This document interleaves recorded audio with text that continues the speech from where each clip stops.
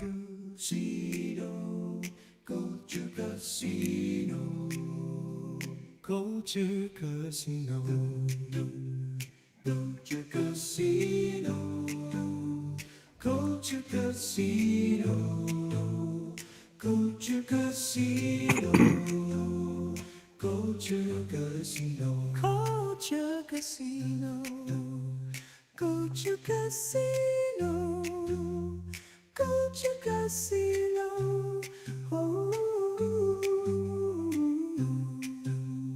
Culture Casino, Culture Casino. Ah, look at everybody here.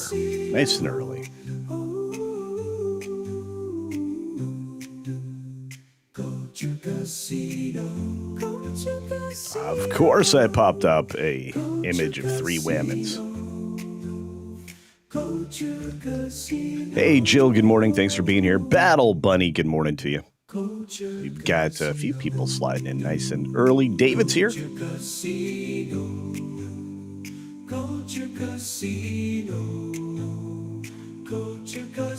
Eric K in the house. Hello, Eric K. Snakes and funerals. Hello. What's going on, Snakes? And Frank is here. What's going on, Frank? Good morning, Carl Singh. Oh, things are going well. Mark Daly, hello, good morning. And of course, Thomas. How you doing, buddy?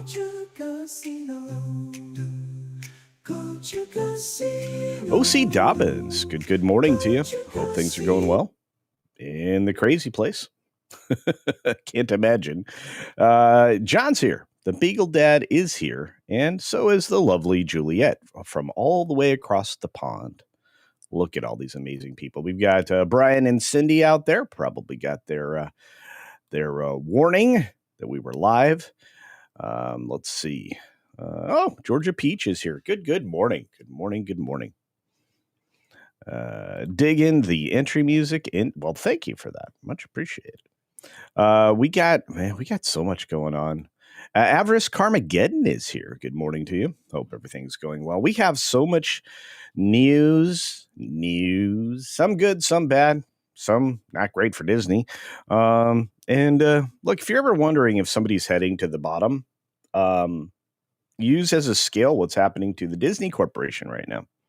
So, yeah, just the lack of interest that people have for not only their digital offerings and their film offerings, and Disney on Ice offerings, whatever whatever the theatrical offerings are. But and then look at the fact that nobody wants their physical offerings. Nobody wants to go to the theme parks. They're smoke and mirroring their way to hiding the truth because they, really don't want you to know how many guests they have year over year. That has to be estimated through others. Disney's not doing great. Paramount has got a mixed bag, it looks like. I thought they were headed the right direction. Perhaps not. The lessons of Superman are being wasted on James Gunn and the entire Warner Brothers team at DC Studios. So, yeah, we've got some stories to talk about. So, hope everybody's day is going extraordinary and your weekend is off to a great start. But let's get started. We're going to start simply with late night media, which everybody here, I think, probably has a pretty solid grasp on and a pretty solid frustration with. I have a feeling that I am not alone when it comes to thinking that late night is better off dead. And yes, that was a fun film as well. So let's take a look real quickly to all of the new guests that have arrived. Thanks for being here. And let's take a look at what we have in late night, because there's a host that could survive. I think I'm finally in agreement with WDW Pro. I think that this guy, Jimmy Fallon, could survive. His brand has always been milk toast, please like me kind of an approach to the show. It's probably the only show that isn't purely political. It doesn't mean it's not political. It's just not purely political. And after a visit from a long time estranged friend, um, Gutfeld seems to have saved him. Truly. I want to say a quick thank you and shout out to Eric K. Once again, the master of mod, the mensch of wrenches, and just a great friend. I hope he's doing well. And he gifted us 5 Culture Casino memberships. Thank you, Eric K., for the gifties. That's right. Crazy stuff. Hey, Ron is right, says Joker had a scene where he kills a late night host. This is very true. It's very true. At least that was the first film. The second film was Weak Sauce, the musical, and nonsensical and essentially garbage. So well done to spending enormous amounts of money on that failure. I think that was the last splash into the we want to intentionally blow ourselves up pool. But I could be wrong. Look at those members arrive. This is great stuff. Jimmy is on coke. He's a spaz. Well, I don't know. That for sure. Would it surprise me that people took mood enhancers to get up for a show like that? No. Hey, Rhedosaurus, how's it going? No, it wouldn't surprise me if people did that. Hey, Barry, good morning to you. Lots of other folks rolling through. Tony Piacente, good morning. Hope everybody is well. And Walter Tomaszewski, good morning. So let's get into the story. So Gutfeld went to his show. You probably have heard this a couple of times. And biggest delayed viewing gains since 2015. Yeah, because despite the fact that Gutfeld promoted that he was going on Fallon for, I think, 3 days of his normal show at its normal time and its normal location, I think that Gutfeld kept promoting it afterwards, not to mention the fact that it got reviewed quite highly. And that segment, I think, was intriguing because we found out some things we didn't know. And perhaps a story that Jimmy Fallon maybe didn't want to get out there was probably the best and biggest moment of, his recent career, because it made him relevant with a whole group of people that had abandoned him. And so people went out and checked it out. They went and checked it out in arrears after it had aired. And the gain since 2015 was not insubstantial. So this is from Late Nighter saying the Tonight Show starring Jimmy Fallon last week is the ratings gift that keeps on giving to NBC because, well, they're still getting views on it. According to Nielsen data, Gutfeld's episode picked up an additional 484,000 viewers in the 3 days following its original broadcast, raising its total viewer average to 2.19. That's a lot.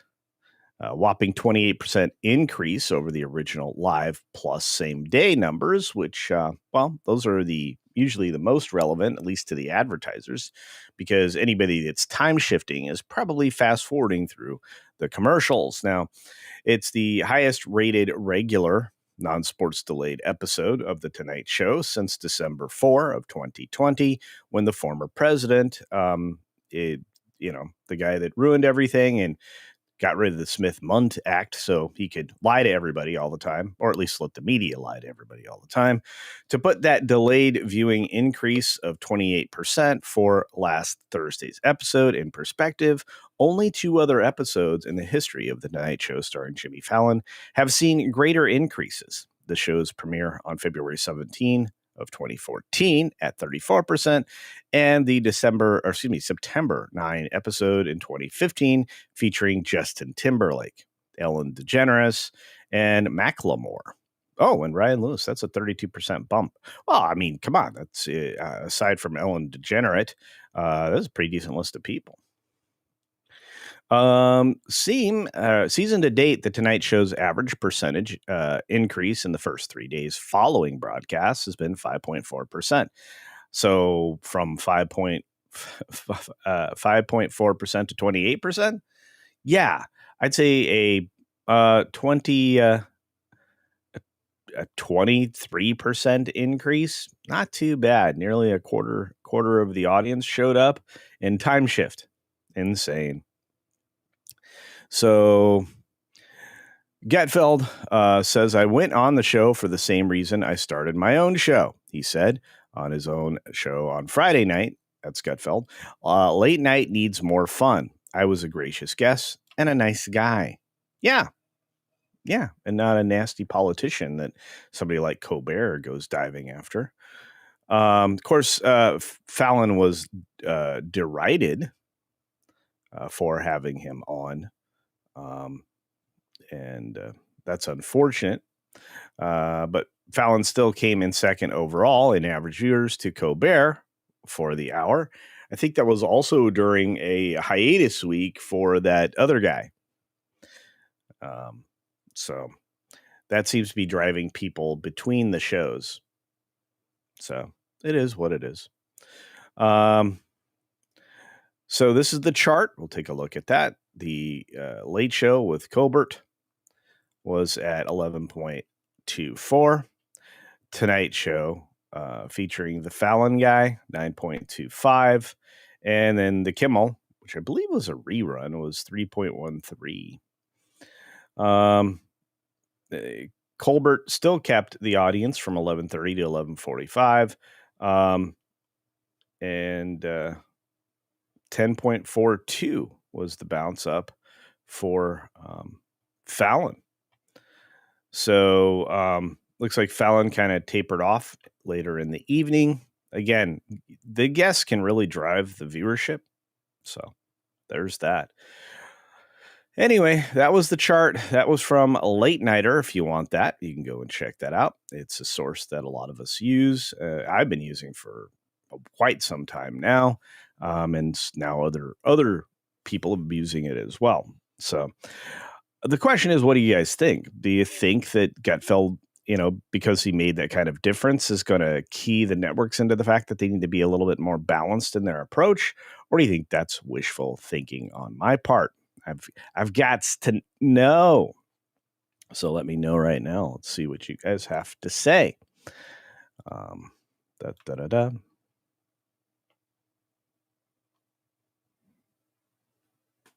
Fallon, the tool working for Universal. Well, I mean, everybody has, that's working for somebody else. I mean, they're working for somebody else. So there's that. Hey, Dennis, of the internet is in the house. Hey, so is Captain Phantom Nerd. What is up, my brother? Juliet says, good evening, Penny, Brian Mack. Juliet's saying hi to everybody. That's awesome. Carl Singh, Jimmy's Fallon, and the Jimmies, Fallon and Kimmel, are the last two shills that do the comedy for Democrats, along with The View. Well, the Colbert is going to have an odd few months left, let's say. I think he's gone on May 10th, if I'm not mistaken. Come Dallas. Good morning to you.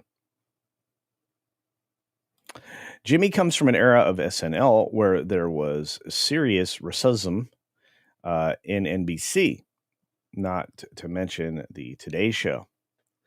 Why would that not surprise me? I wouldn't. Tulls, good morning. I hope Denmark is lovely today, and thanks for being here.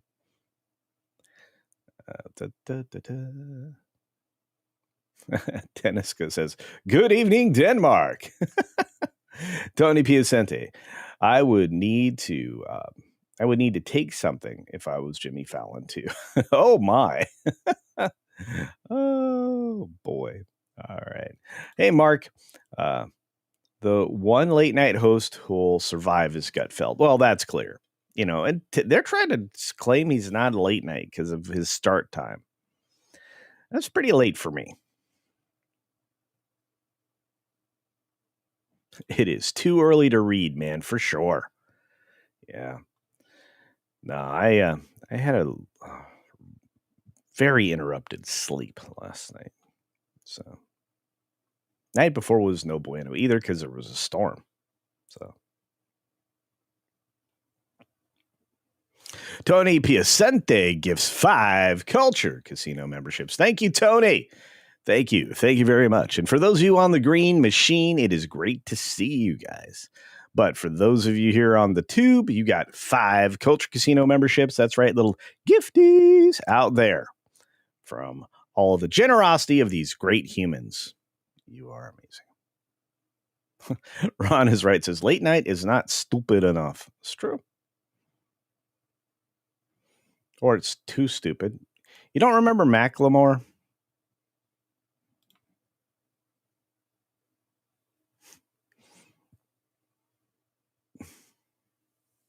Battle Bunny reminding everybody to smack that like button if you haven't already. That should be something that I would hope I would inspire from the moment you enter the door. So hit that like button if you haven't already. And share the stream, share the dream across your favorite socials. Putin's cat, I care nothing about late night since Letterman. You know what? That's when I really fell off, right? Is Letterman and that Scottish bloke, right? You know, I like the red hair guy. I liked Conan O'Brien. I mean, I felt like he was the only legitimately funny person outside of that Scottish fella. Letterman sometimes tried to stretch bad ideas and bad jokes, but that had been his reputation all along. So it kind of worked with his bit, his shtick, his thing. Let's see who else is out there. Ba-ba-da-bum. I don't know that SNL is going to survive very much longer. Without Lorne, can they? Can it? Will it? Can anybody keep that program afloat in a situation where they're already having issues with paying people? I mean, not that they're not paying them. It's just it's really expensive now, especially with the Writers Guild standards. Once they sign their union contract, you're going to have shows that are just too expensive to make. And this is something everybody should have seen coming, including the writers. I saw it coming. Cosmin, Crisante, how you doing? Cristani, I always do that. Sorry. Cristani, Cosmin, Cristani sends $1. Thank you for that, my friend. The Culture Casino cash dollar. That's a tip. Just the tip. Zachary Schmidt, hey, Culture. New to your channel, looking forward to Nobody 2. Bob Odenkirk really was grateful for these movies for saving his life from a heart attack by getting in shape. Well, good. I have to tell you, Zach, I dropped that video this morning, right? I mean, the members got it last night. So that was a member's first video. I do release at least 2 or 3 of those a week. So if you are a member, you're going to see that come across your if you have your notifications turned on, you got to turn on all your notifications. But if you're subscribed, have your notifications turned on, and you have to be a member, you're going to see a few of those member videos. But that was a fun review. It was a fun movie. I actually enjoyed myself. Hopefully I conveyed that well enough on the review. But, nothing's going to be a home run. And so it's not going to get, this is a 10. No, it's not 10. It's not even an 8. But it's a good film. It's a fun film. It's serviceable, and it's over a 5. If you're over a 5 in my book, you're in pretty good shape. So welcome, Zach. Thanks for joining us. Or Zachary. I'm not sure what you prefer. And Tony says the right thing. People are exhausted with politics all the time. There's nothing wrong with focusing on entertainment once in a while. Plus, some of the stories. I mean, the story that Gutfeld told while he was hanging out with Fallon was about a time when they were just absolutely ripped. They were completely hammered. And I can't imagine. I can't imagine that wasn't a regular thing. Fallon was rumored to be a little bit of an imbiber, a consumer of the booze. So, there's that.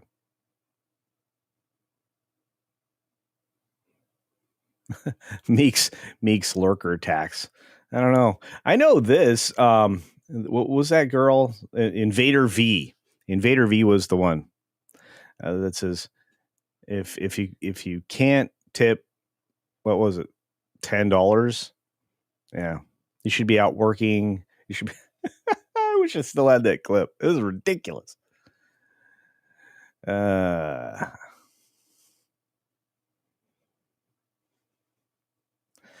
see. Lasher. Good morning, Lasher. I'm trying to get y'all together. There's Commander Ed Straker of Shadow. Good morning, my friend. We had a huge gift from Tolls in, I want to say Danish Corona. Is that right? DKK? Somebody tell me that that's right. That'd be amazing. Just tell me that's right. Danish kroner. All right. Thank you so much for the super sticker. Super sticker. Super pair. That's right. Thank you very much. I love the stickers. I always think they're cute. That little puppers is so cute. Hey, Nicole. How are you doing this morning? Nicole Williams. I would hope so. It's time for a change. I agree. See, it'd be fun to have somebody like maybe Putin's cat as like a late nights host. I think Putin's cat could do it. I think that's true. Mark Daly says Comcast is one of the few companies worse than Disney. Well, outside of their theme parks, which they seem to be headed the 100% the right direction, I would agree with you. And interestingly enough, Comcast Universal, with their parks, Universal theme parks, they did not bend the knee on the character presentation from How to Train Your Dragon. And I have to tell you, that little robot dragon looks amazing. Hey, there's Tim Hayes. Timmy. What's up, Timmy?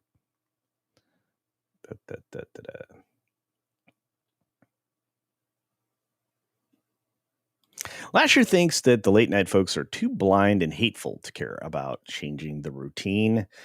It might be true.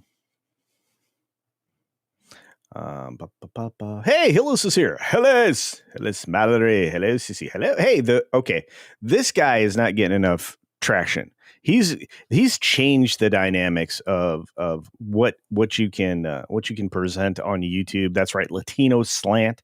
My pal Paulie doing amazing things. Doesn't like Jimmy Fallon very much, but he sure is on point. And his guests, his panel brings it. They offer value you're not going to see. They offer guest opportunities you're not going to see.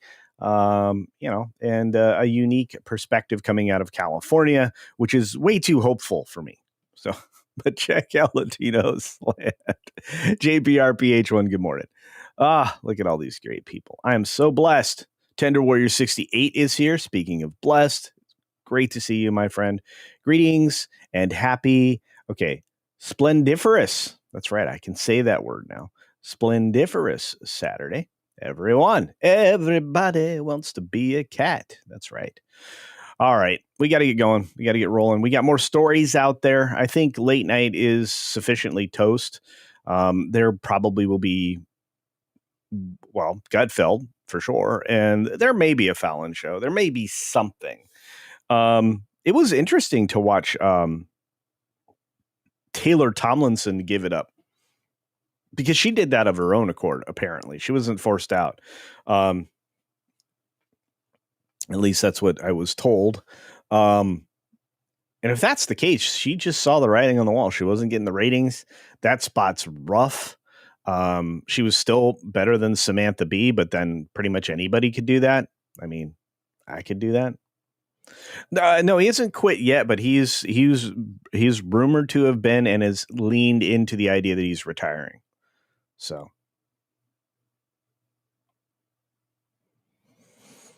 yeah, Corden wasn't bad. I didn't appreciate him at all. Yeah, I mean, he became what he became after that. So, holy cow, the generosity has arrived. Tender Warrior dropped another 5 Culture Casino memberships. Thank you. Wow, Tender Warrior is full of generosity, and it's very much appreciated. 5 people got gifties, and I want to say thank you. Thank you very much. Believe it or not, the memberships are great. Creators appreciate them, especially since it might encourage those people to sign up of their own accord. Memberships are one of the cheapest way to support a creator and channel. And if you are renewing those every month, then, it's very much appreciated. Just keep that in mind. Our wonderful friend, Scott Westbrook. I hope you're doing well, Scott. I can't wait. I will be out at MegaCon in Florida this year. So if you guys want to do a meetup, that'll be great. And despite the fact that I delayed my trip a few weeks this year, I may be headed out your neck of the woods sooner than that even. So thank you for the 5 Culture Casino memberships. We appreciate it. Some more gifties. So yay. On that note, oh my gosh, you guys are so generous today. It's been a while. Hey, Culture, looking forward to Nobody 2, Bob Odenkirk creds. Oh, wait, I got that already. I'm looking forward to it as well. I'm glad he's in shape. I'm glad it helped him avoid a heart attack. And that's just extraordinary. Oh, my goodness. The generosity keeps flowing from the great and powerful and incredible Jillian H. for 5 Culture Casino memberships. Thank you, Jillian, the master gifting person across the internet, because she supports one of my favorite shows, which is on right after this one, the Salty Nerd Podcast. She's very generous and she's quite lovely. And hopefully we get a chance to connect and record one of these episodes for the new channel, Campione Reacts. I'm having fun with that one. So there's that. It's wonderful, wonderful to see you, Jillian. And thank you for the gifties. Tina Guzman is here this morning. Good to see you, dear. We've got the Mexican Iron Man. Love that guy. We got, man, look at all these amazing humans. We are so blessed today. The Professor Nate is in the house. Goodness. Hey, Shadow Chaser. Good morning. Look at all these people joining in the second segment. Amazing. All right. We gotta get hustling on. Thank you very much. Georgia Peach is seeing Nobody 2 at some point. Try to see it this weekend if you can on the biggest screen and better audio. You won't regret it. Some of the audio moments in there are pretty sophisticated. Somebody spent some time making sure everything sounded great. The visuals are wonderful. Cinematography is more than serviceable. It's really well done. It's a solid story. And I don't usually say that all that often, but if you want more information, check out my review. It really is worth the $8 to $12 it costs you to see, at least in my opinion. I mean, this is a film better than a 5. It's, at a 6.5 or 7, depending upon, what scale you're looking at. So pretty good. Oh my goodness. Tina Guzman drops a super duper chat, says, hi, we'll be reviewing the new season of Wednesday. I'm going to try. I didn't get a chance to watch the first episode of the new season. I didn't feel like I needed to rush. So I can probably fit Wednesday into my review cycle. I wasn't the hugest fan of season 1, but I thought it was good. And, the problem is I can pick holes in anything, and I know that about myself. I think you have an actress there that is likely to do amazing things as long as she doesn't go super weird. Hopefully she avoids that. Said the right stuff so far. Hey, it's the return of the beard, the man, the legend, Culture Casino. Happy Saturday. It is so good to see you, Sundowners Club. I hope you're doing well, buddy. Need to connect with you, man. We haven't had a conversation in a bit. That'd be really good. Hey, Kronos is here. What's up, Kronos Godwisen? Jimmy Fallon is the worst. Well, I guess maybe Jimmy won't survive at all. Maybe not. Battle Bunny, keep it up. Mark Lursurth in the house. Holy cow. It's like old home week. I love it. Look at all these great people. Eav is here. People love the internet.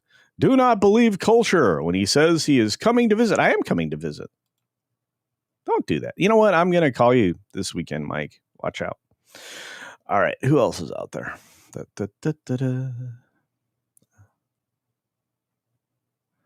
I'm trying to catch up, guys. I'm really trying to move to the next segment. For those of you on the green machine, like Crazy White Boy, welcome. And thank you for being here.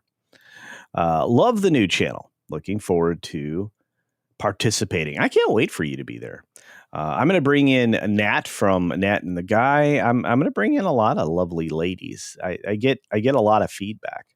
And by the way, I have diversity my panels, so can't come after me for that one. Who else is out there? Phobos is. Look at that. Amazing. Pam, good morning, dear. Well, evening in your case. I'm very well. I hope you are as well. I hope you're avoiding accidentally saying something that could get you in jail, because apparently the UK is out of control. And basically, you guys really have had your civil rights removed by an authoritarian government. And I feel bad for that. And by the way, UK police, come on down. Because once you get here, you don't have any authority. At least not over me. Hayden! Holy cow, Hayden Wayne. Go check out the man himself on his own channel.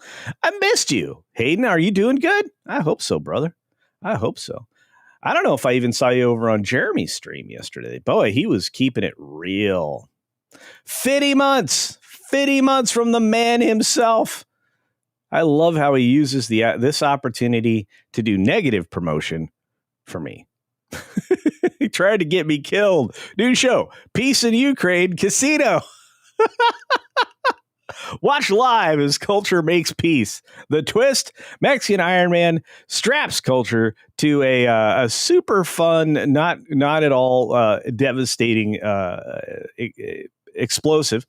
Mexican Iron Man straps the man. He straps me to this device with a ticking timer. Even better. And if peace agreement is not made by noon Friday, apparently I go boom. What fun! I love you, Mike. Always trying to kill me. Oh no. Okay. All right. We got to get to the next story. I'm sorry. You guys are too much fun. But this is the headliner. This is why you're here. The picture of the three ladies, as our friend Putin's cat said. We got to jump into it because it's relevant. It's the battle of the worst. And believe me, you can definitely hold that between one company. They only need one participant. It's Disney. That's right. And you've seen a lot of these movies, whether by will or by force. Maybe by force, don't know. But Matt McGloin over at the Cosmic Book News wrote this. Boom. Thunderbolts ends with second worst MCU box office. Only the Marvels did worse. That's right. I expected a lot of Thunderbolts, but this is just overachieving to get down to the bottom below Eternals and basically everything else except for the Marvels. And that's why those three ladies were up there. I'm going to say it this way. I may get some guff. First and foremost, Brie Larson was committed to this role. The problem is the way they wanted her to play this role made it a very unlikable one. The way she was directed and the masculine mannerisms and everything else that she was instructed to do really turned off the audience towards her, despite the fact that her first film, made over $1 billion. And again, you can easily argue that the position of the film is the only reason it made that revenue. She just did not. She did reverse ingratiation to the audience. So Thunderbolts officially wrapped its theatrical run, and the final numbers are bad, really bad. The Marvel Studios Team Up movie finishes as the second worst box office performer in the MCU's history, only topping the Marvels. Well, I mean, if you noticed a pattern, and I'm not going to use my new favorite word that annoys comics and everybody that are in the division.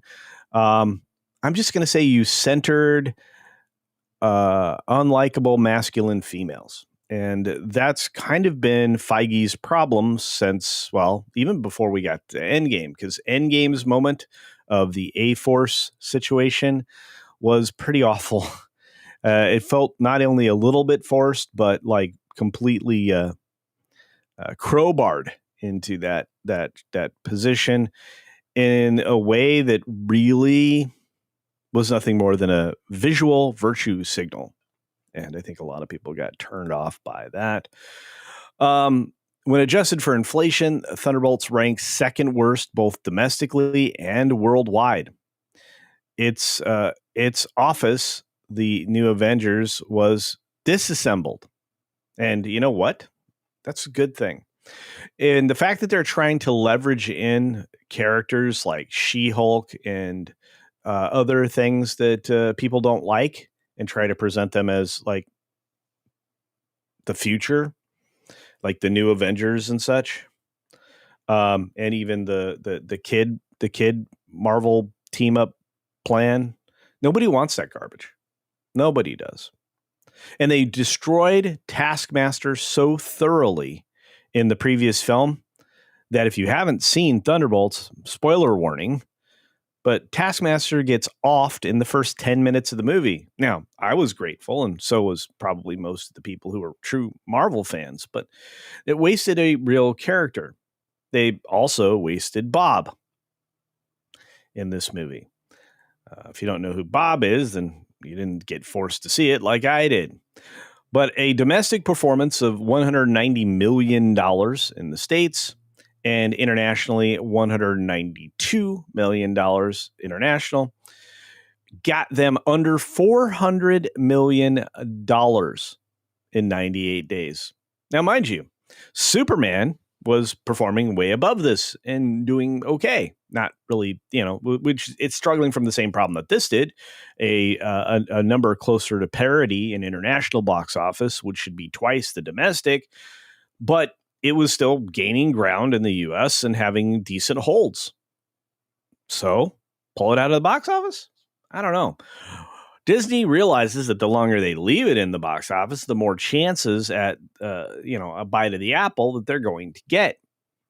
Apparently, Warner Brothers doesn't want to bite the apple anymore. So, no more Superman. Well, I mean, technically, Superman's still in theaters, but it released digitally.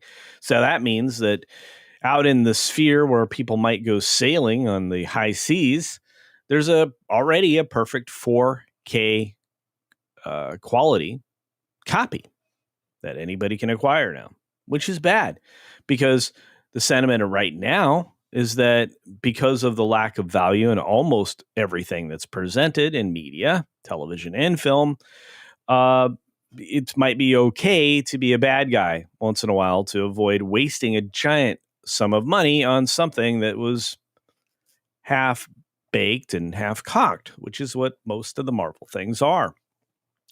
Now, for perspective, even some of the Marvel's early Phase 1 titles made for less outperformed Thunderbolts when ticket prices were adjusted to today's dollars. What it shows is that more people went to see those movies than Thunderbolts. Yeah, I've been talking about this. The fact that you can claim these enormous numbers that these films are quote unquote earning, except when compared to older films, there are far few butts in seats. It's because of the massive increase in ticket prices that isn't actually tied directly to inflation. This is an enormous garbage heap, and I don't think anybody can pretend that it's not. The Marvel still holds the bottom spot. While Thunderbolts avoided MCU's worst ever placement, it only did so by staying just ahead of the Marvels. That film grossed $206.1 million worldwide, far less than Thunderbolts, but with inflation factored in, both are in a league of their own for underperformance. And yeah. Not only did the Marvels and Thunderbolts fail to reach their target audiences, they set up the string of disasters that are likely to follow. I think Doomsday is going to fail. I can't imagine it actually breaks even or is even profitable with the amount of money that they're having to dump into those 2/possibly 3 films. I'm going to jump right on your comments in just a second, folks. Marvel's box office problem? Well, Captain Anti-America was complete garbage. Thunderbolts, complete garbage. Fantastic Four, complete garbage. Marvel box office struggles have become a pattern rather than a one-off, and the one-offs are things that are out of Feige's control, like Deadpool and Wolverine. So, yeah. Can you imagine that Disney released a rated R film via its Marvel Studios brand that outperformed their superhero brand? It's potentially possible, after we tally up what Fantastic Four did, that Deadpool and Wolverine standalone made more money in the box office than those three films altogether. In fact, I could almost guarantee it. Budget versus profit, Deadpool and Wolverine beats it all financially, hands down. Not even, I mean, cumulatively. So that's insane. According to a recent tease, Ryan Reynolds' Deadpool will be brought into Avengers Doomsday and Secret Wars. Well, we talked about that this week in one of the videos that I dropped. I think I dropped, I don't even know, 12 videos, maybe more. Hard to say. Feige acknowledged that Marvel has struggled to get audiences invested in garbage characters who debuted primarily on Disney Minus, which is a place where, well, I guess whole franchises go to die, such as those of the Marvels, Thunderbolts, so on and so forth. Well, that's not a good argument because the Marvels had, what's that girl's name? Brie Larson. We were just talking about that in $1 billion film. So shut up on that. And Thunderbolts had that other girl, replacement Black Widow lady, Alana or whatever her name is, Ileana. I don't know, and I don't care. She premiered in another theatrical / digital release, day and date, whatever you want to call it. What did Disney called it? Premiere Access or something. When that film came out, she was supposedly immediately a star, and so I reject all of that. And you probably do too. Regardless, this man is box office death. He has not had anything open. This man can't open anything. And introducing a new team to a quote unquote new IP, Iger, you liar. Just awful. Man, Kirby's probably spinning in his grave and has been for a while. But if you look at the box office performers adjusted for inflation, Thor: The Dark World, $892 million, and that movie was complete trash. Ant-Man and Wasp, $799 million. The original Ant-Man, $706. Thor, $644 million. Captain Anti-America. Oh wait, no, this was actually Captain America. The first Avenger, $531 million, so on and so forth. These are all MCU worldwide box office performers adjusted for inflation. Look at this. Black Widow. Hot garbage. Hot garbage. Yeah, Yelena is a superstar. Captain Anti-America. Brave New World, $415 million. The Incredible Bulk, just under $400 million. And yet, as bad as this movie was, Thunderbolts, $382, The Marvels, $218. If you ever want to find something fun to read, you can find it over on Cosmic Book News with our friend over there, Matt McGloin. He's often a great source for me to get stuff. But let's see what you guys have to say, because it's important to me. I like talking to my audience. Hope you are okay with me talking.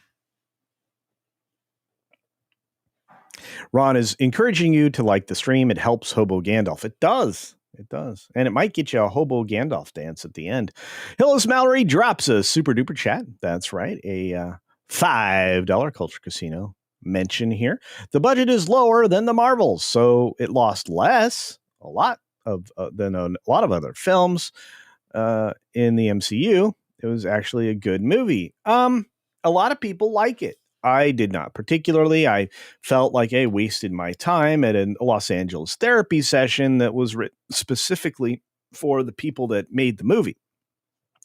That's what I felt like. I think that they wasted Bob/Sentry. I think that probably the best thing in that is that Taskmaster's gone now. That's good. Although you can't trust that anymore. And this is the other problem with Marvel. Because of the multiverse, they've eliminated stakes. There are no stakes ever. None. You're gonna bring back RDJ to play Doctor Doom. And if he ends up playing Tony at some point, it's going to be a groan from half the audience at least, because RDJ has protested too much that he was never going to come back and play Tony Stark.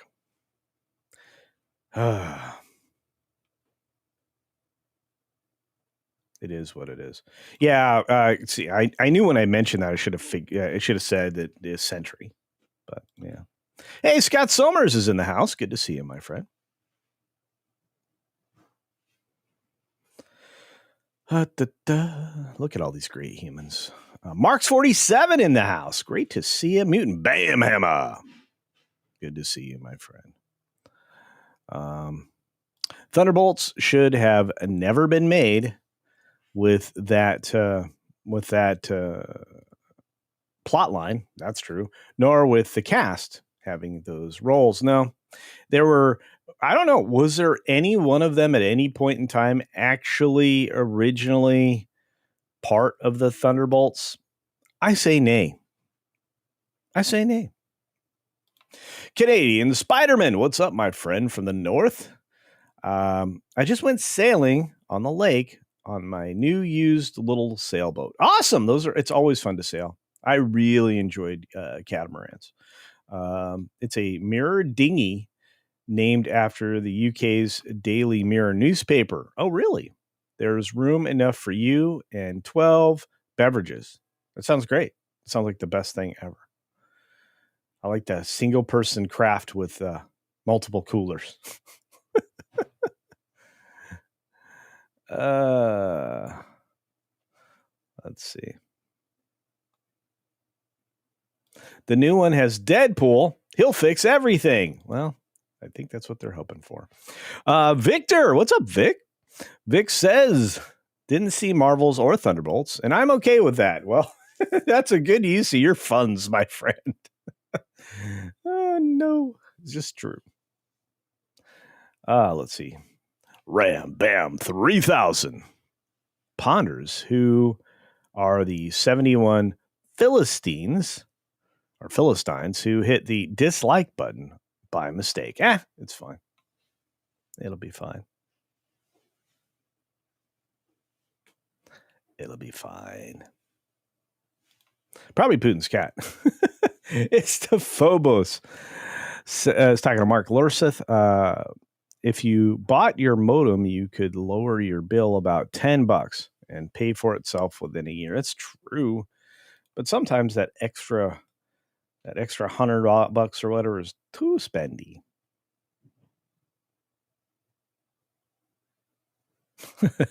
Putin's cat, Putin's bar for the actresses in those roles is apparently very physical. Iger speaks. It's a lie.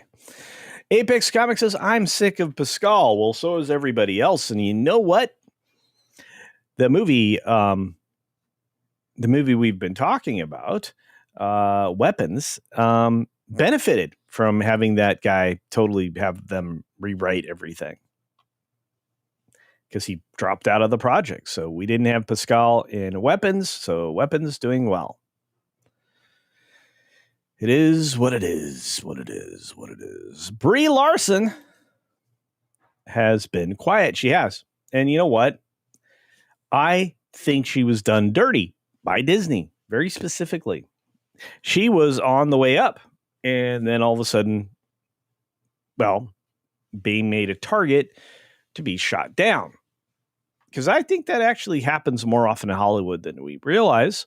When you look at the fact that anytime, especially in politics or a position of power in any large corporation, when they push you out front, you're being pushed out front to stop. You are the pin cushion. You're stopping the pins. So sometimes you need to look like it was said in a Lethal Weapon film. You need to look around, make sure you're not standing on plastic. I think by the time we got to the Marvels, Brie Larson was standing on giant sheets of plastic. The rooms were covered in plastic. There was essentially a massacre of Brie Larson. So, 'tis what it is. Thunderwell. Who else is out there? Crazy White Boy.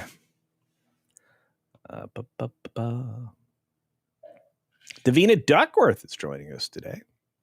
And Jeremiah Henry. Paul is back on X. Paul Chato? Is he now? That's awesome. And you're calling me a douche? No, probably not. I can't imagine Jeremiah Henry calling me a douche. Morgan King is here all the way from Canada. One of my favorite Canadians. Let's see. You can get us on Twitter at... That's right. Thank you for that. Canadian Spider-Man promoting things. Love it. Loverly.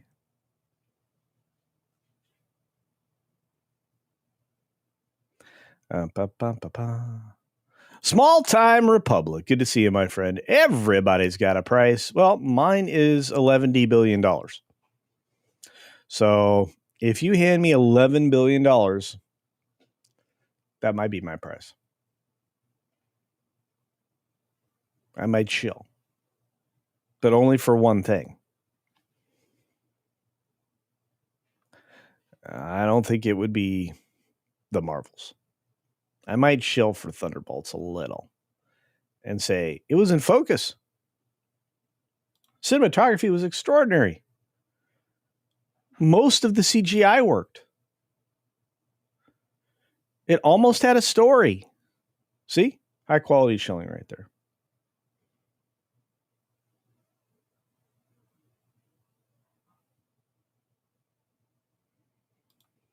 Knew a girl that said, nay, a lot. Was it a horse? I kill me. Okay, anyway. The lovely Jan Monroe is here. Multiverse work in comics. The reason it's not working in the movie is you don't have 95 years of history behind it. Oh, that is very true. Do you ever feel like they completely squandered their history? They rushed to get to the unpopular comics? Of course they did. It was Feige. We need to replace all of the boys with girls. We need to create redundancies so that we can replace the boys with the girls. We only understand princesses here. Disney, you bought Star Wars for the male audience, especially the youthful audience. And as George said specifically, this is for 12-year-old boys. So they started making the women look like 12-year-old boys, hence the fact that we got Zendaya. Anyway, what did Zendaya and Brie Larson have in common? Chat is rolling for sure. You guys are on fire. I'm 5 minutes behind. I can't catch up.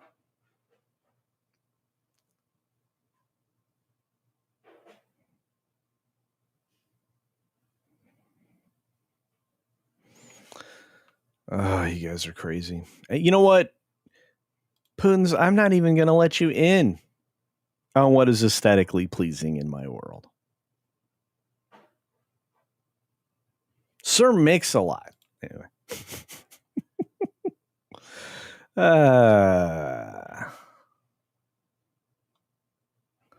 Who else is out there? I know you're out there somewhere. Snakes! Pedro as Reed Richards was too much of a stretch, which you didn't even get to see him stretch hardly at all.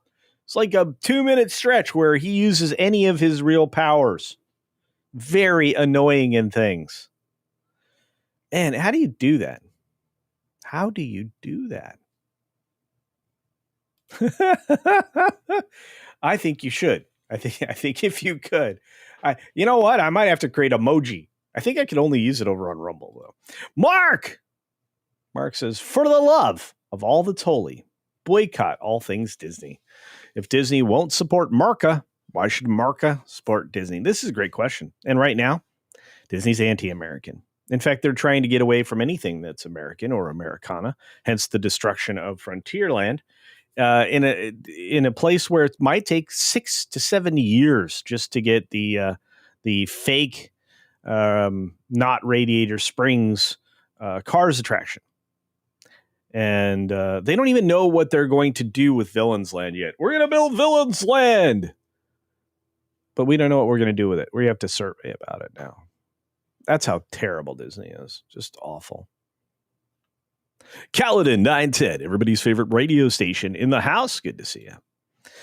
Georgia Peach says, the last Marvel film I saw in a theater was Guardians 2. Yep, boycotted Disney.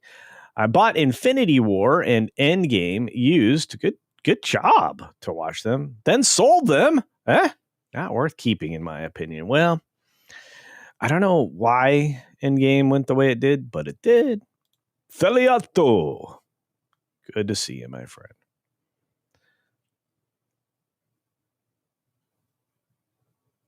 They killed Brie with the Endgame haircut. Yeah, that did not help. Yeah. Act masculine, look masculine. I don't know. By the way, aesthetics are important to both genders, folks. To men and women. It is. It just is.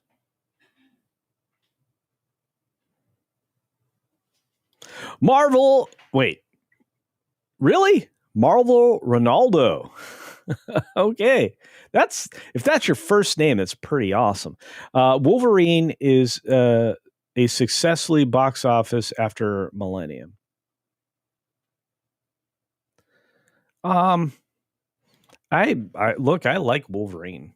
But no, I understand what you're saying there. So, yeah.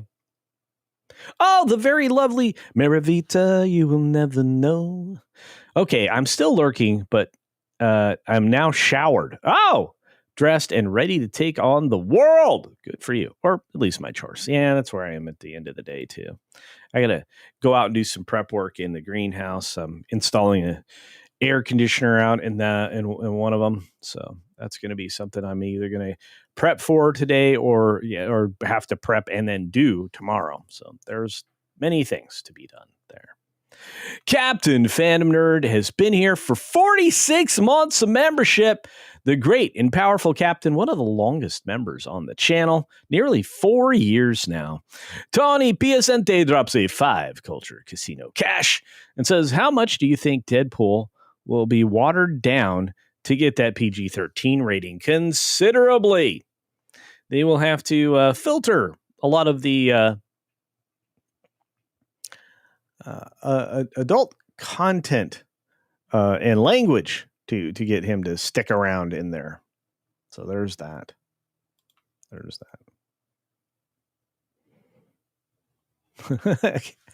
Avarice Carmageddon. Disney burns $11 billion a year, so it's not too much to ask. No, really.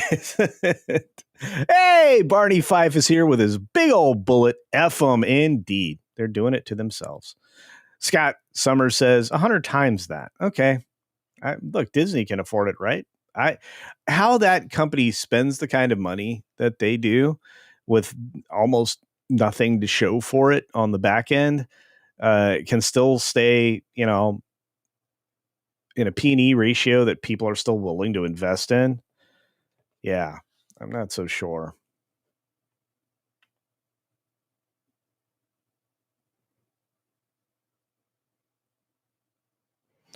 Boone's Cat says $5 million is enough for most people. Well,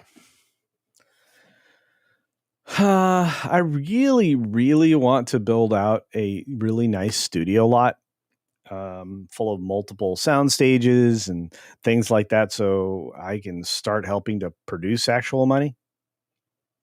So there's that.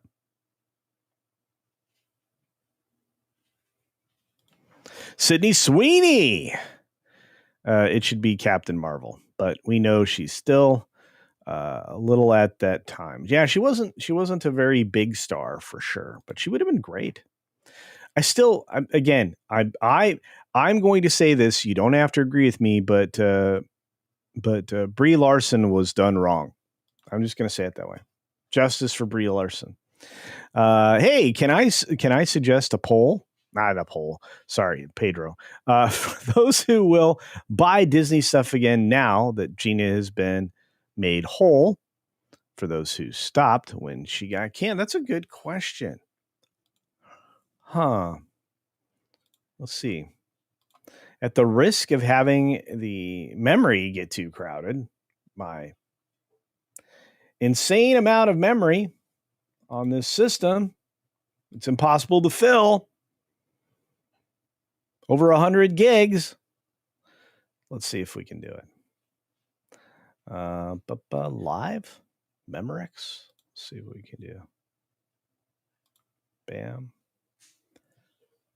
And let's see. I'm doing it. I want to say thank you to those. Let's see if we can get a couple more likes to get over 100. That would be incredible. And yeah, da. Close. Okay. All right. Poll. Add poll. Start a poll. Now that Gina has settled, will you buy Disney? And you have to actually type properly, Culture. Stuff again.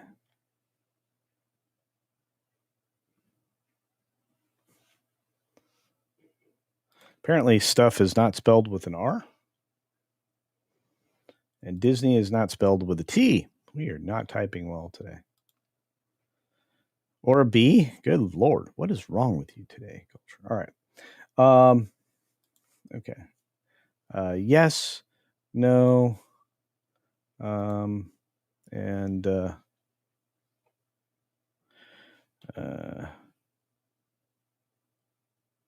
I never stopped. Okay. Start the poll. Bam. Let's see what happens. What happened?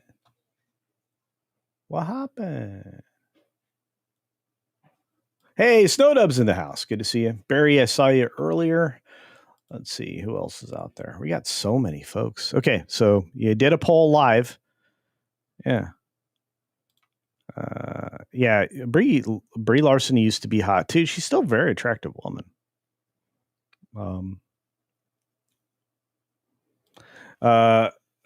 Brie and Zendaya can't act. That's true. They also took that sweet, sweet Disney money when they were very young.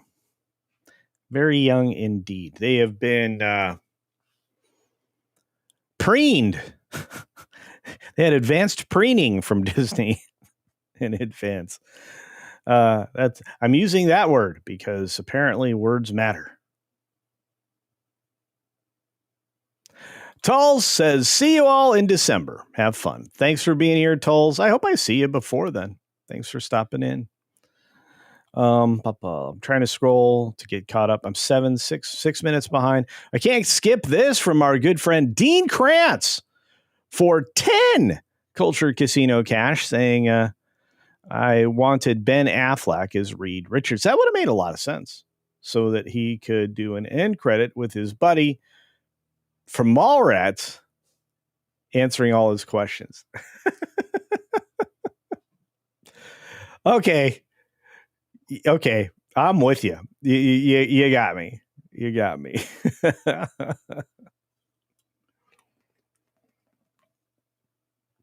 So good. That's a great idea. Thanks, Dean. Dean's brilliant. Thanks for the $10, but that was good.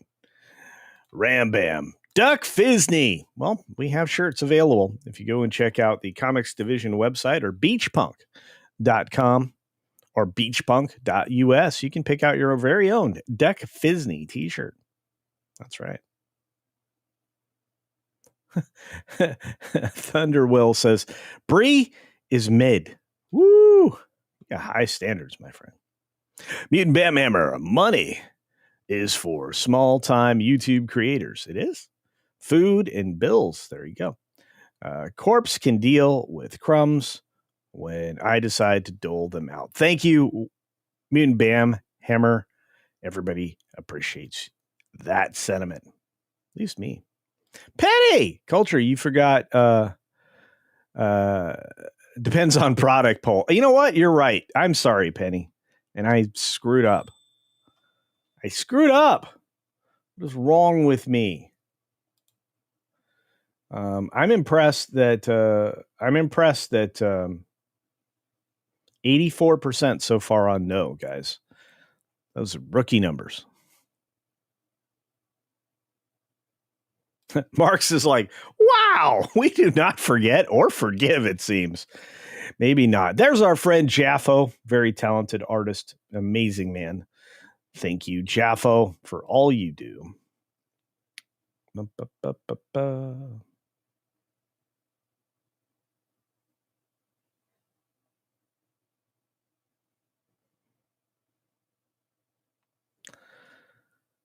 Let's see.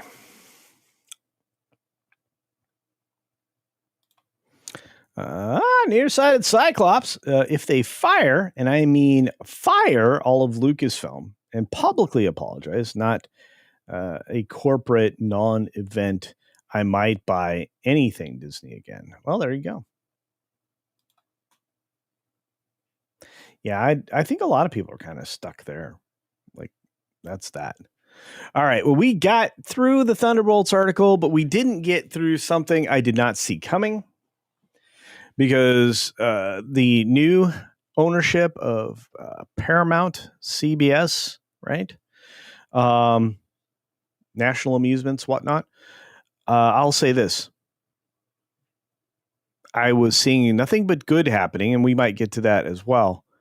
But I just saw something bad.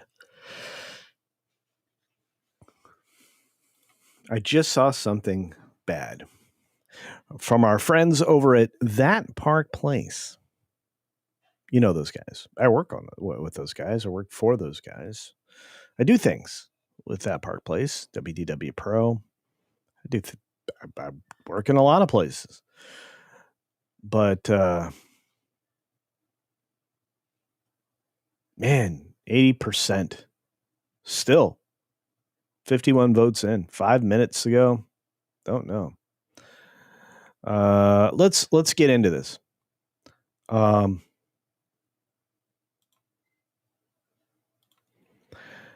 thought Paramount was going to do good things. Not bad. Apparently, J.J. Abrams will produce the next 2 Star Trek movies. Oh. Is this a recipe for more fan disappointment? Yeah. I was hoping for good things.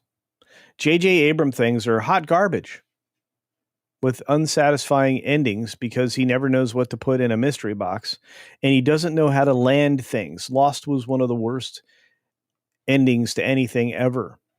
This man is a dolt.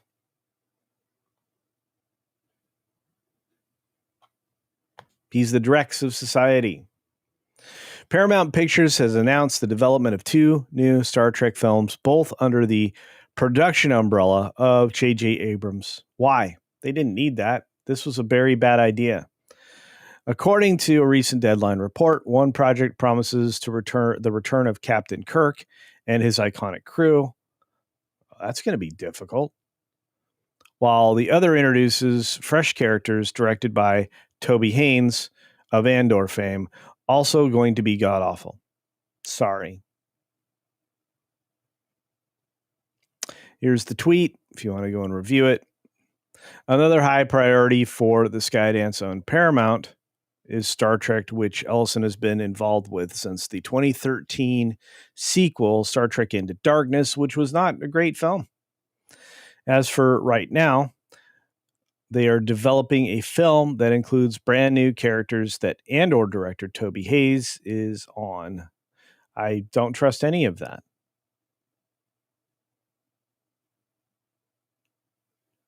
I just don't. On the surface, this sounds like a bold expansion for the franchise. It sounds like a bold step into oblivion to me.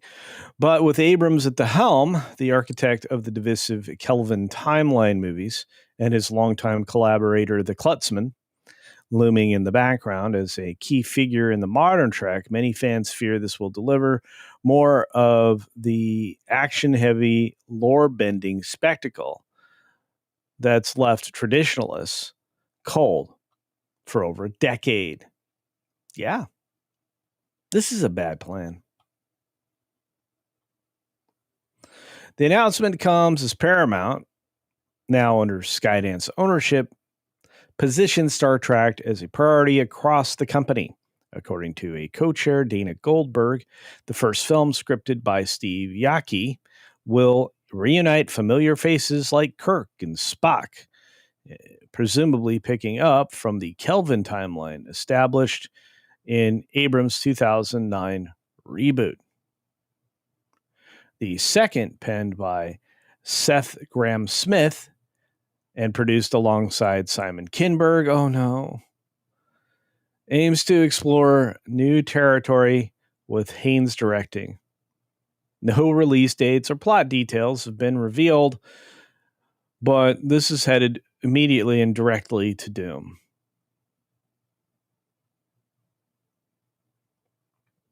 I hated this.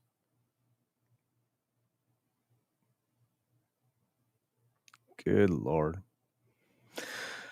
Okay, I have not the passion to continue. This is a bad idea. I need a little prove me wrong sign in front of me.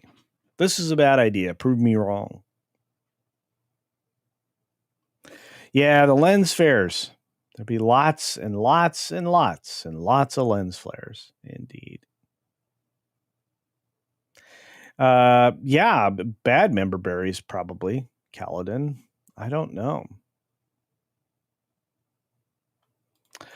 Istophobos says Star Trek is a TV franchise, not a film one, especially not under J.J. Abrams' direction. This is the largest maroon on the planet. And his wife is the reason that we just went through Hollywood hell between Time's Up and Me Too. She was able to leverage towards her husband's benefit a whole lot of other things, including deals this man did not deserve and the spreading of all the little acolytes for the woke left into more and more studios. So, not happy. Ram Pam. Lens flare. Weird camera angles and gloss. Yeah. Yeah, the Dutch angle king. It's going to be bad.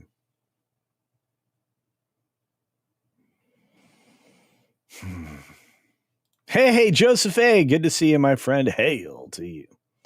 Commander at Straker's Shadow says, Skydance, the Star Trek bowel movements continue. Yeah. Yeah. What's up? JB's in the house. Good to see you, buddy. Hope things are going well. Rob Alta says they are Marxists. They want to push their ideology. And yes, yeah, neo-Marxist supreme, especially that chick. It's funny. All these crazy extremist people that are trying for socialism and communism, um, use the pathway of Marxism. They are the likes of J.J. Abrams and his wife, the likes of Gavin Newsom and his wife, who only claimed to be harmed by the Weinstein man after she didn't maybe advance her career in Hollywood. That's bad news. True story. Cyrano 2960 gifted 5 Culture Casino memberships. Thank you so very much for that. The poll's back up to 82% with 71 votes.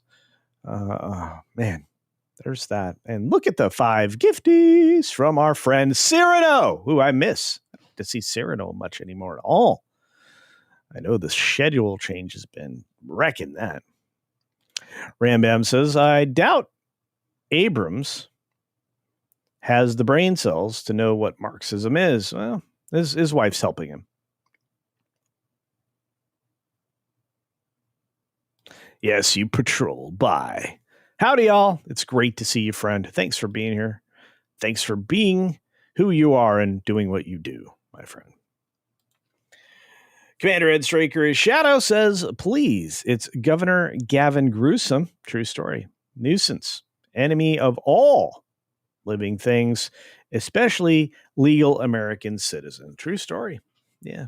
If you are not homeless, he won't even pretend to pay attention to you and steal your money. He'll just steal your money. Stole California's money. Gave it to his own NGO. Evil, evil man. Rob Altus says, Gary once played a video of Klutzman admitting he's pushing his beliefs. Made me sick. Oh, yeah. That video got around. That little Zoom call. Yeah.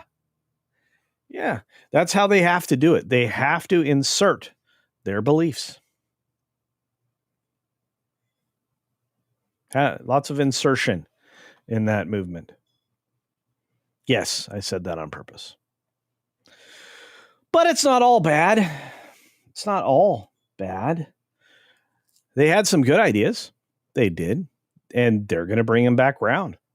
And this is going to rekindle growth in Paramount Studios and its efforts because they're going to go after Top Gun 3. This story comes out of Polygon, strangely enough. And it has an author in Matt Patches saying he's not going to eat a shoe because he already had to do that once when Top Gun 2 came out.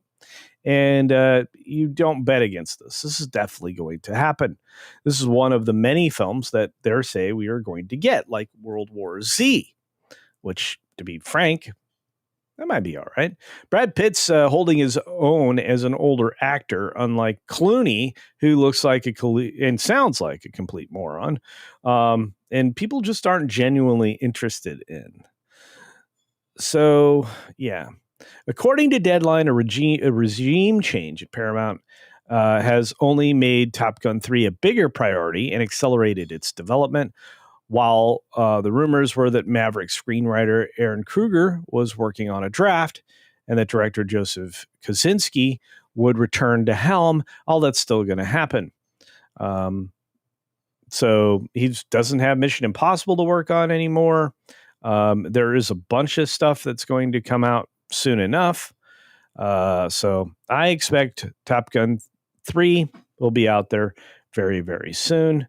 And again, World War Z and many other things. Now, he didn't add that to this article, but, that's just the truth. So I'm not sure if you guys are looking forward to something like World War Z, Top Gun 3, or any of that other stuff, but I am. I'm also looking forward to watching my friend Robert's film for the third time because, hey, it's free over on Tubi. You should be watching 15 Days this man put together.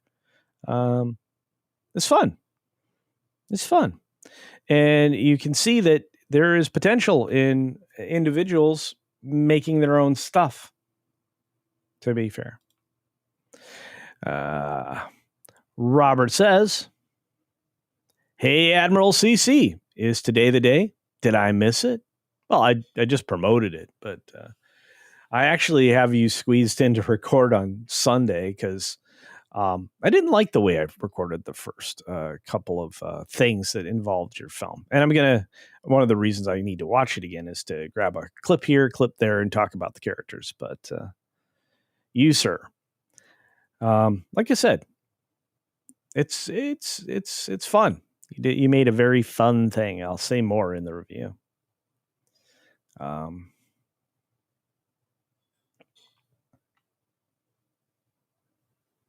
Mark Daly, Top Gun 2 felt like their fifth movie in a series where we never got 2, 3, and 4. Yeah, kinda. I'm kind of looking forward to this next one, to be fair. Hey, Tony Piacente dropped another super duper chat at $2. Gifty saying, I guess the jet will have a wheelchair ramp. I don't think he needs a wheelchair ramp. That dude's in great shape. Think about the fact that he's still doing his own stunts. This is nuts.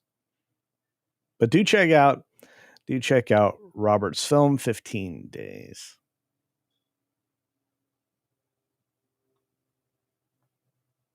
Battle Bunny. Yeah, just out there promoting everything. Lasher, Top Gun Maverick was perfect. Leave Top Gun alone. Let it fade away on a high note. I just hope he passes it on to his Pasueto son. I would love that, and I would love for further development of Rooster. That's right? Yeah. All right. I'm going to go ahead and crush this poll with the final results because I will forget otherwise. 75 votes in, 18 minutes of runtime. We are at 83% no. No Disney support even after Gina settles. So there's that.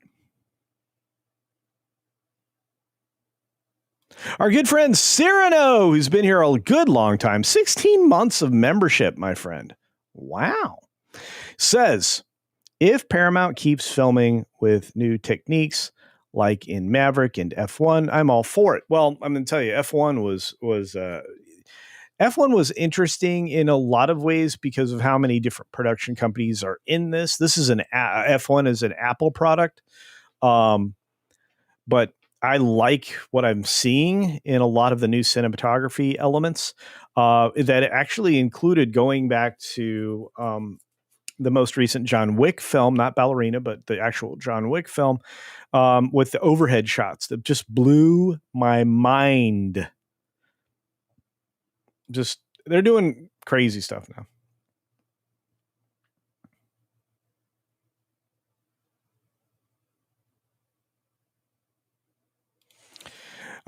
Dean Krantz says Chuck Yeager, probably a man we should listen to, said no grown man over 50 should set foot in a fighter. They do not have the reflexes anymore to handle them. That's a guy that would know.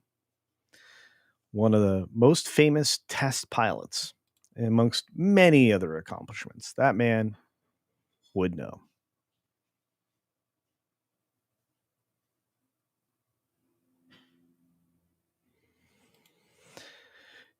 Jan Monroe says, do they have what have they done so much beyond what they did to Gina to turn a lot of us away from Disney for life? Yeah, I think that's actually true. And Davina is also correct. Disney owns too much media. Yeah. We have to find a way to unwind that Fox deal. Boy, that would break their Hulu issue, wouldn't it? Keely Chow is here, so we have to say roll tide, brother. Roll tide. Jose Picasso in the house. Good to see you. God, this is amazing. We're having fun today, guys. Siths and giggles. There is a reason the military and Leo, law enforcement officers,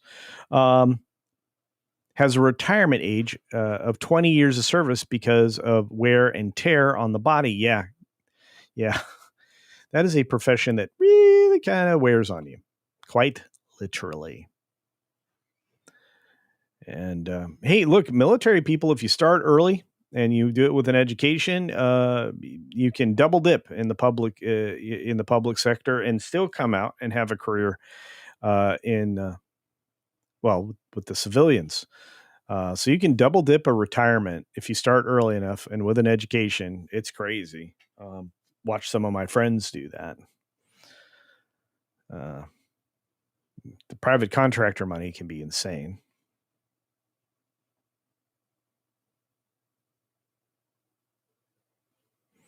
All right, we have one last thing I want to get to, and I just popped it up on the screen. It's the DC Studios tapping Supergirl writer Anna Nogueira for new Wonder Woman film before movie even hits theaters. So there's a little preview of what we were going to talk about. I'll say it this way.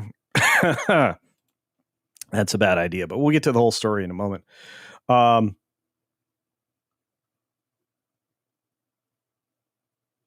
Lasher says I didn't turn away because of Gina. Hang on. I turned away because Disney lost who they were and killed all their good properties. Okay. And that is a equally valid, if not more valid reason.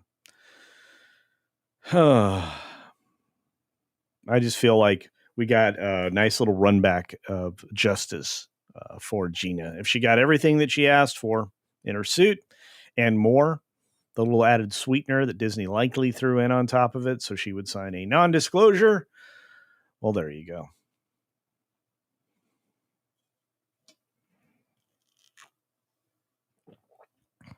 Yeah, Stefo was like, I turned away long before Gina.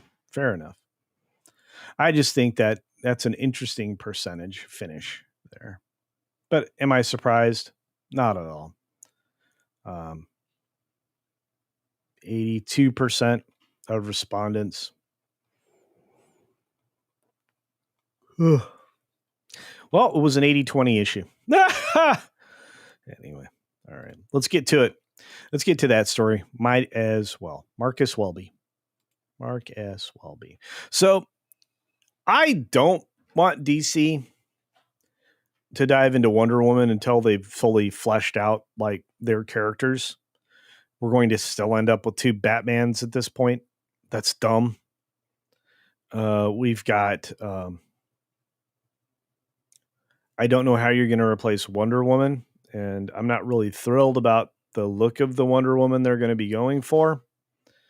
It was hard enough to look at Gal Gadot initially and think she would be a good Wonder Woman, and yet she was. But Anna Nogueira, already a key player in DC Studios' upcoming slate as the writer of Supergirl. Can I ask a question? Do we have to have women writing women now? Because there are plenty of women writing men, and we're not getting great results. So is it being done for that reason? Because if it is, it's disgusting. Anyway, she's been chosen to write the next Wonder Woman movie, despite the fact that we have not seen Supergirl yet.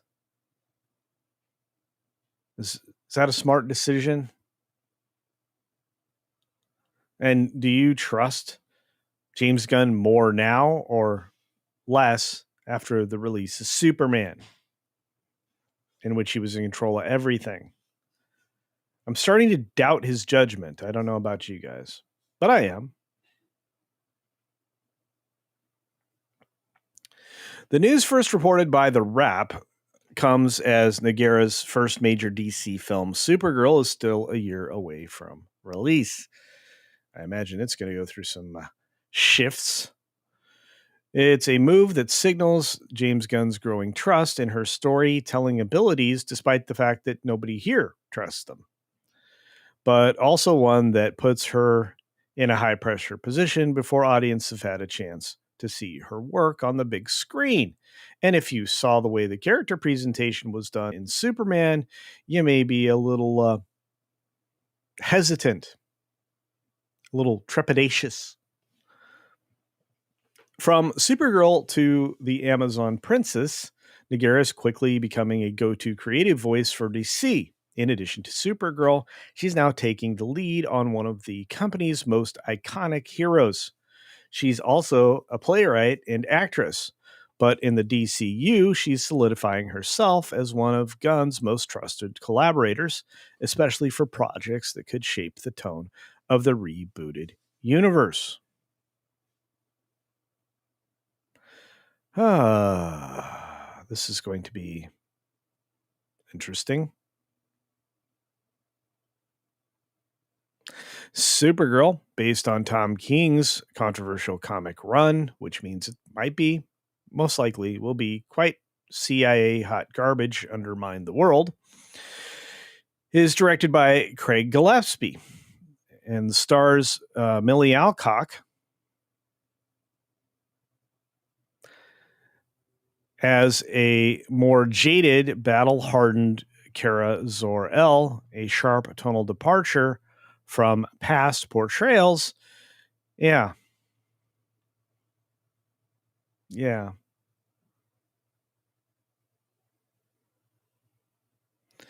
The film, slated for June 26 of 2026, I wonder why that sounds familiar, will follow Kara across alien worlds in a more mature, gradier space adventure.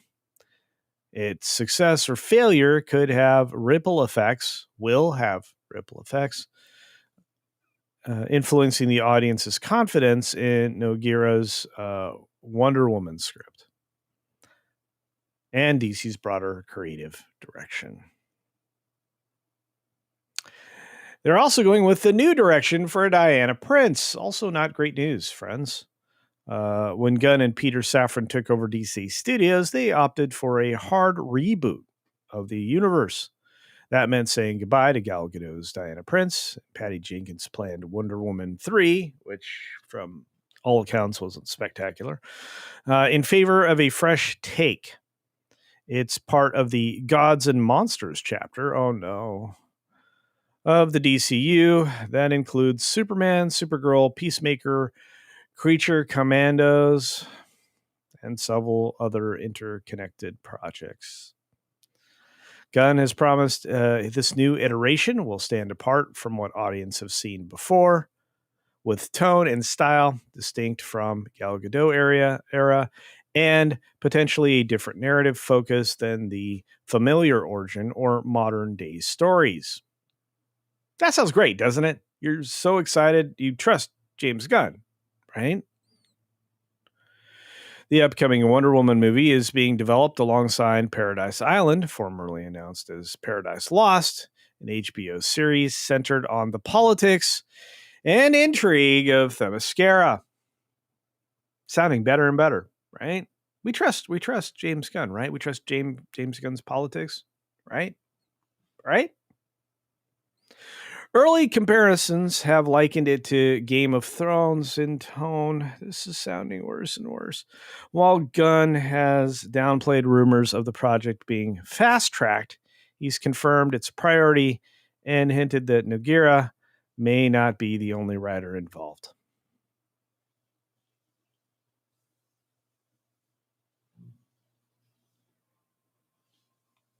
I don't want Adria Arjona in this thing. I don't want a lot of the things that are proposed to be done here,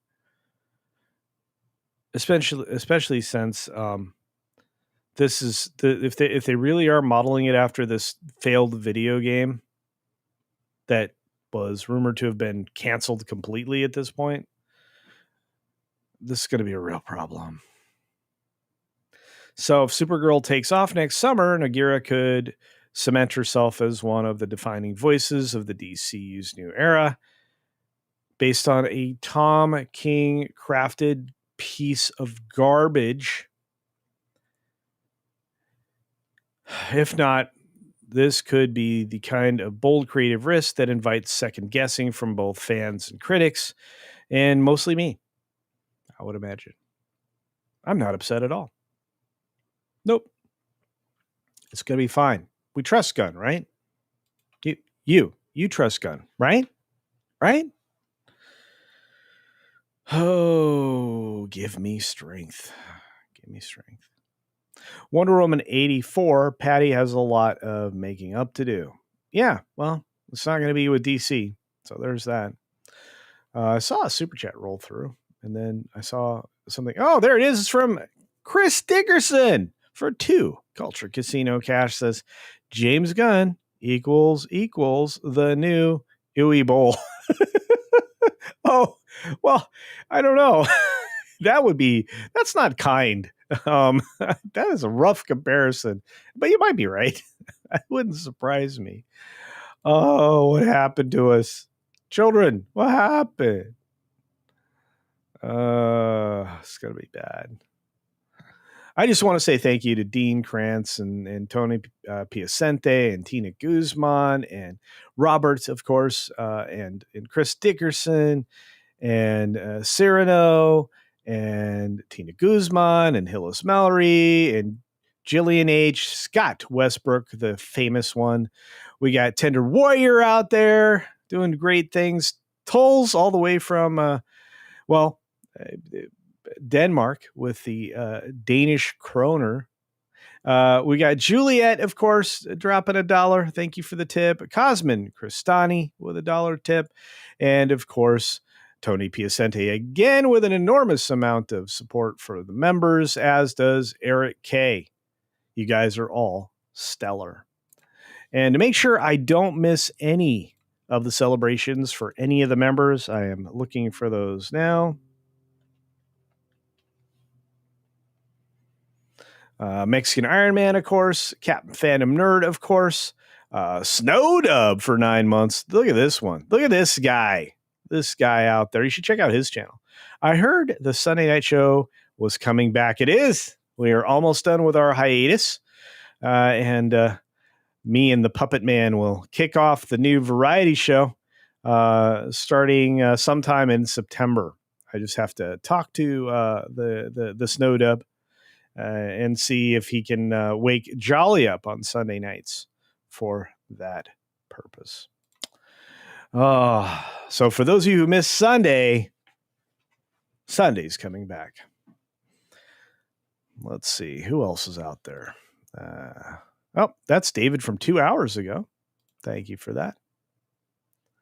Man, look at all these incredible people. We are so blessed. The humanity. All right.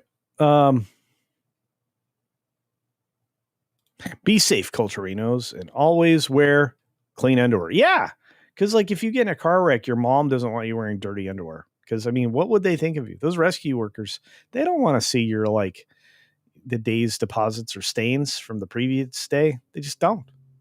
They just don't.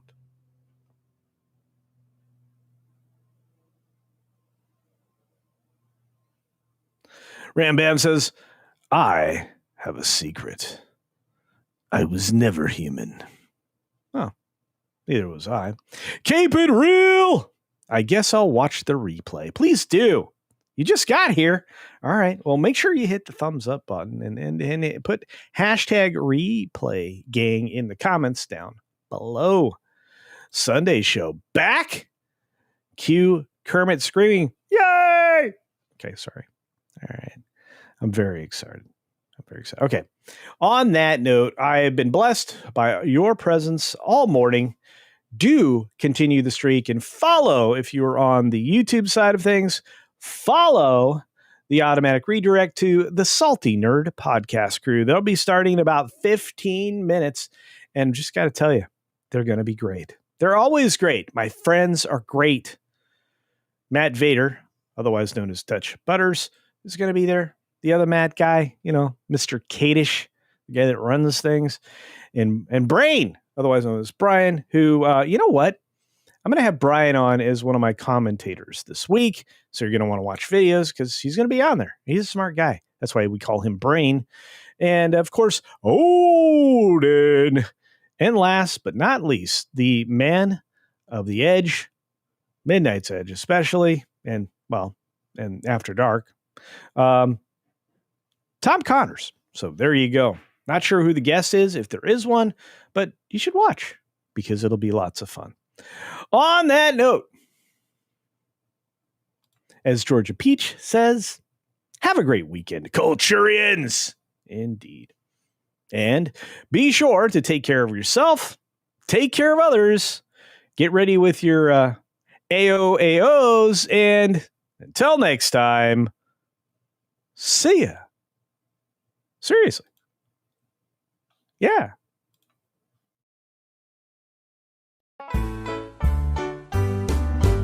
Oh, the culture had a farm, E-I-E-I-O. And on that farm we had a cock, E-I-E-I-O. With a cock here and a cock there. Here a cock, there a cock, everywhere a cock. Oh, the culture had a farm, E-I-E-I-O.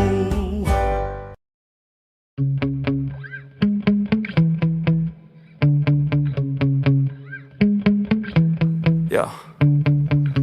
Sometimes I get so mad, there's no controlling me. My thoughts get so bad, I'm like, I might grab a bat, I don't know. My wrath, my blood boils over like, oh God, here goes. I lost all feeling from my head to my toes. You said some shit that I can't let go, so just stay tuned for the rest of the show. So have you ever felt betrayed? Switches how you see things, realize something needs change.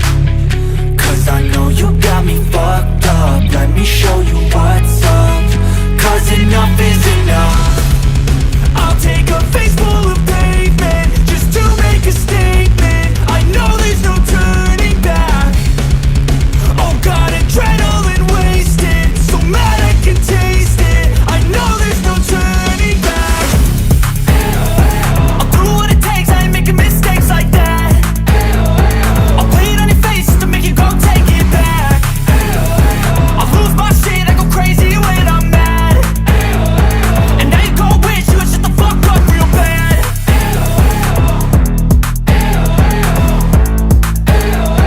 And now that I'm gone, yeah, I know there's no turning back.